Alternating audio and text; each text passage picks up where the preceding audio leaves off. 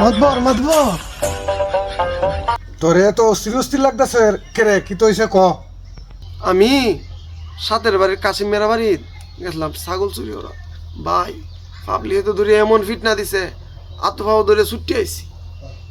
আচ্ছা তোর চিন্তা কের আমি আছি না আমনের মতো মাতবর আসুন দেখকে আয় আপনার মতো সুরেরা শান্তি মতো এই দেশটা আমাদের চুরি হতে পারি আমনের আসুন দেখে তো আমরা নিশ্চিন্তা।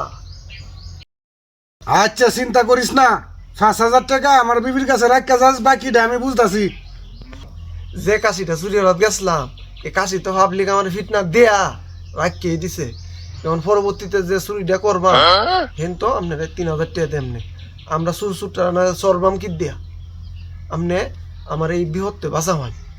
আচ্ছা যা চিন্তা করিস না 3,000 টাকাইতে যাইস বাহিটা আমি বুঝবানে।